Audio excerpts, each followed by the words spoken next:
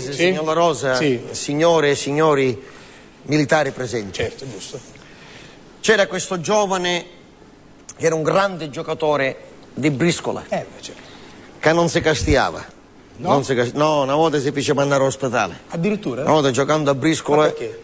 Infatti da quella volta poi io a briscola in 4 non giocò più. Perché? Giocavo a spicchino, una volta giocavo a briscola in 4. A briscola in 4 c'è il compagno, no? Certo. C'è chi il compagno ad un certo punto ci voleva dare punti e io ci disse no, voglio carro. Sì. No, il mio punto nunca liscio. No, voglio carro. Punti o liscio. Tanto uffici innervosire chiedo che dovevo portacenere davanti. Ci pigliavo da testa e io picchia svenivo. Svenivo. Una cosa gravissima. Un fiume di sangue, ho detto fiume di sangue. Fiume, perché Che ce l'hanno dovuto portare al pronto soccorso, che si chiama così perché è pronto soccorso sì, che ti danno. sì, certo. Come arrivi da subito ti donano un codice e poi te sangue. No, ma come? Se è il pronto soccorso deve essere subito il soccorso. Come puoi ittare sangue? Scusi. Io l'ultima volta Vabbè. che io ho pronto soccorso, signor La Rosa, che non mi sentivo bene, mi sentivo un poco... E a mi hanno riconosciuto, sì? perché bisogna dirlo, uno che va a televisione quasi ogni sera come... Diventa famoso, bravo, popolare, bravo, amato, esatto, riconoscibile, bravo, sempre presente. Esatto, signor La Rosa, e che ci vogliono bene, ma che quale amico? Un parente. Un parente. Che vogliono bene, come arrivai da, ma se che non mi sentivo bene, mi sentivo un poco così come... Com'era? Si dice, come si dice? Quando uno è tipo stressato, com'è? tipo ingazzato. No, non era ingazzato. Vabbè, come? E allora è passato l'infermiere con carrello che hanno tutte le medicine e ha chiesto come mi chiama Taliao e dice ma è idro o non è idro? È idro o non è idro? Si è avvicinato, mi ha fatto un sorriso, io capì che mi aveva conosciuto, ma La Rosa mi abbracciavo, mi basavo, ma veramente ti senti subito con affetto. Sì. Mi disse non si muovisse, non si muova, che c'è un medico di turno che è un suo grande fan, lo chiamo subito, non si muova, non se ne vada. Io come non vai? Signor Cane, mi sento male, me ne vai. Dove me ne vado? Se voglio soccorso, come faccio? È stato di parola, neanche entrato, manco passarono 2 minuti e venne col medico. Il medico era chinguante, tutte fatte di sangue. Cioè, la sa da uglia in pinta, uno che ci stava dando i punti, ce la sa uglia in pinta. Cioè, per la voglia e la gioia di vederla. Sì, appena mi viste, mi abbracciavo, certo, senza che così mi abbracciavo. Poi mi tagliavo da faccia e mi disse, ma io questo dicevo, questo ho sempre detto, se ne ha fatto vedere tutte qua, mancava solo lei, sa fare vedere io spesso, all'ospedale, io spesso, ma non è possibile. Io mi toccai, disse, che cosa mi augura? Capisco l'affetto, però, sì, e poi io stesso mi disse, dice, senti, ci devo dire una cosa, anche se non è giusto, però uno che va sempre a televisione, che poi ti vogliono bene, dice capisco che non si dovrebbe fare, però dice mi rendo conto che lei sicuramente ieri sera avrà lavorato, ha stato con signor La Rosa che ci vuole una pazienza, chiedo, sarà nervoso, domani sicuramente avrà un'altra puntata, domani un'altra puntata. Vediamo se lo posso fare entrare prima che posso, prima che posso, vediamo se lo posso, è stato di parola. Questa discussione l'abbiamo fatta alle 5:30 di mattina, e 5 manco si sono fatti i 3:15 di pomeriggio che mi hanno fatto entrare. Non capisco sta risata. Ma certo, scusi, lei ha detto che per Giuda si è fatto raccomandare, che non si fa, soprattutto negli ospedali, e l'ha fatto aspettare dalle 5 del mattino alle 3 del pomeriggio. Ma che sta parlando? Su Proserio? Ma certo, scusi. Secondo lei 8 ore di attesa, che cosa... Non è niente 8 ore di attesa. Non è niente. Certo, 8 ore non sono niente rispetto a certe attese. Che io... Mentre ero là che aspettavo quelle 8 ore, mi mise a parlare con un giovanotto, potevo avere una ventina di anni, uno giovane, così per ingannare un po' il tempo, no? Certo. Ci sei giovanotto, quando che aspetta? Mi disse da quando mi fece la prima comunione. Cioè aveva 20 anni ed era lì dalla prima comunione. Ci si come da prima comunione? Perché se mi mangiai la torta, forse mi fece intossicazione. Mi portarono cacca medicinale, mi dicono codice bianco, e aspettai, dice...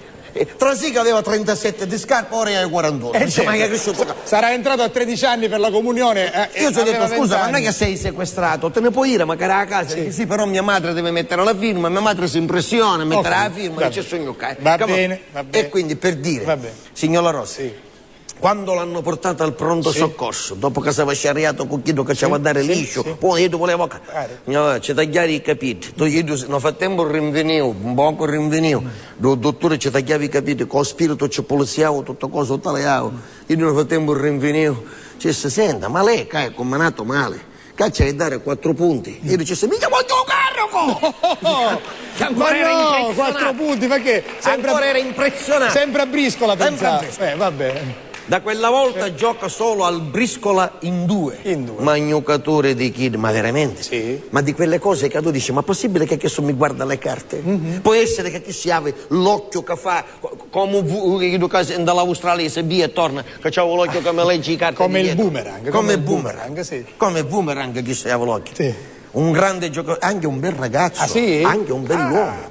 Lei non c'entra completamente. No, ma io le voglio parlando di io davanti a questo nobilissimo pubblico e davanti al pubblico che ci segue da casa altrettanto nobile, le chiedo perché gira, vota e furria, lei ci mette in mezzo sempre me. Ma perché voglio bene, perché lo voglio bene. E allora? E allora, signora Rosa, siccome nel paese siamo 128 e ci conosciamo tutti, anche se era un bel ragazzo, ma con giudizio di carte, perché lui giocava dalla mattina come rapiva la camera. Come rapiva la camera dalle 9 all'1, poi la camera chiudeva, riapriva alle 3:30, io alle 3:30, nel frattempo se ne andava di sua mamma, si ritornava a casa, sua mamma ci faceva trovare un pieteto che passa, le cose, poi si curcava un'ora e 3:30 tornava a camera a giocare fino all'11 di sera, l'11:30, di notte, sempre, tutti i giorni, con suo maritava.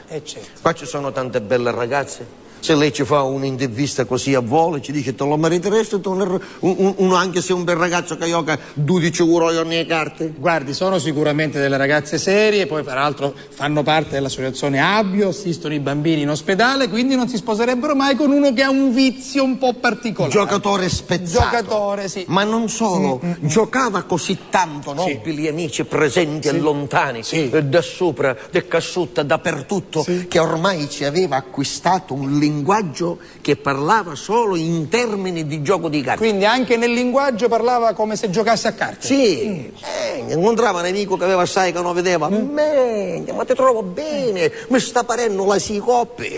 Cioè, ormai era così. Quindi parlava così. Cioè, incontrava un altro amico che era bello, che era colorito, manda faccia, mi stai sembrando la Sioro. Ormai era così. Ma come sei elegante, mi sta parendo un re di spade. Giusto. Era così, ormai parlava con questo termine. Basta, le ragazze non se lo maritavano, lui si voleva maritare, la carne urla. Che urla la carne? Cosa urla la carne? La carne urla quando si è giovani. Lei non ha urlato mai.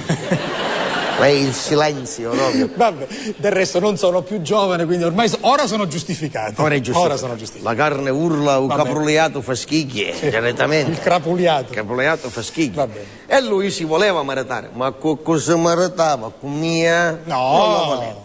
Un giorno, in occasione di una festa al paese vicino, perché le feste una volta dei paesi, la festa del santo patrono, oltre all'aspetto religioso, c'era anche che poi da piazza uscivano tutte le ragazze, tutte belle azzezzate. C'era la parte conviviale, la parte allegra. E le mamme ci facevano i raccomandati, tisa mamma, tisa che ti mariti, tisa, cammina tisa. Queste mamme che volevano che le figlie... C'era lo struscio, lo struscio del paese. Cosa le mamme, è brutto dirlo ma è così, mettevano in evidenza, in esposizione le belle figlie. La scarpuzza fina, la borsicetta misacà, lo strincipetto che isava, i mutandini che isavano, tutto così isate, poi dopo calavano tutto così. E ne so io qualche cosa con mia moglie che mi ha fatto un tranello. Vabbè. Un tranello. Fermo, che fa? Niente, che sputa sua moglie in diretta. Mi faccio pensare e mi faccio subito dimenticare. Mi faccio prima pensare e poi dimenticare. Dimentichi allora. Basta, una ragazza di un paese vicino che non lo conosceva arrestò abbagliata, quasi folgorata della bellezza. Subito ci fece l'occhio di Triglia. Io ci rispondevo con l'occhio da Paolo e Triglia e si fecero i figli. Certo. Si hanno fatti fidanzati, tempo 6 mesi si hanno maritati. Bellissimo. Io ero un bel ragazzo. Ragazzo. La sua porca figura la facevo. Sì. S'accattavo vestitello nero, tutto bello succato, senza panza, senza cosa. Va bene. La prima notte di nozze. Che ha fatto? A ragazza paesanella. Paesanella, va bene. Io dico, come faccio queste cose? Come faccio a sapere? Come le sa? Vengo e mi spiego. Prego. Io, quando mi ho sposato, la buonanima di mia madre. Come? Io quando mi ho sposato... L'ho capito. La buonanima di mia madre. La buonanima di sua madre. Mica dico buonanima e ridono, ma che cosa... Ma non è che ridono per la buonanima, che Dio l'abbia in gloria. Ridono perché lei parla così, si mangia le parole. Mi è uno stronzo in gola che non... Che c'ha? Mi è uno stronzo in gola che non riesco a parlare. Vabbè. Allora, che ha fatto sua madre? La buonanima di mia madre che ci teneva, che io mi maritavo e che facevo figli, mi aveva fatto come corredo che cosa? Una vestaglia. Una vestaglia di seta. Una volta si faceva la vestaglia, le mutande, no? Una vestaglia di seta rosso poppore. Rosso poppore. Con colletto come chi si dà giacca più larghi, rigirato, che era di un arancione poppore. Tutto poppore. E due arancione poppore sopra due rosso poppore, che era un boppettone. Col taschino qua, col taschino qua, il fazzoletto sempre arancione poppore che usciva e un stemma di famiglia nella vestaglia arraccamato qua. Cioè? A cariola. Perfetto. Ognuno ha lo stemma di famiglia. Non vi dimenticate che io sono capo cariola. Lo ricorderemo sempre. Sempre. La cariola. Quando lui si maritava, sapendo di questa mia leggendaria vestaglia, ma viene a domandare, Mr. Saich, siccome fra 2 giorni mi sposo, ecco perché vi sa questa cosa. Mr. Letterio, ma mi presta la vestaglia che ci voglio fare un comparsone? Che ci diceva, no? A un amico. A un amico di paese. Dai. Poi giustamente uno pensa alla notte di nozze, perché il prurito viene a tutte, no? Ecco, lei prima faceva cenno delle donne un po' maliziose del paese, ma gli uomini lo sono altrettanto. Perché non lo sono di meno, non lo sono di meno. Non lo sono. Lo sono di più. Rispetto a cosa? Almeno che non uno dice, ma invece è moltiplicato. Ma rispetto a che cosa? Al fatto che uno dice, ma le donne, che l'uomo chi è meno? Ma di chi? Chi minchia stiamo non dicendo? Lo so, lei si butta in queste riflessioni. Mi fa confondere. Io dico, comunque, anche gli uomini sono maliziosi. Nei discorsi da bar degli uomini cosa c'è? Com'è stata la prima notte? Ieri cosa hai fatto? Com'era quella donna? C'è anche questo, dai, diciamolo. Minchiate che c'è esatto, vabbè, andiamo avanti. Quando parliamo di questa storia, voglio sentire Alessia, dai. Io ci presto la vestaglia, prima notte di nozze, la ragazza di paese vicino. Paese, la ragazza di paese in Rosa non sono come le ragazze smaliziate. Come sono? Sono ragazze casa e chiesa, chiesa e casa, casa e chiesa, chiesa e casa. O che vuota trasferiscono un parroco. Certo. Per conseguenza.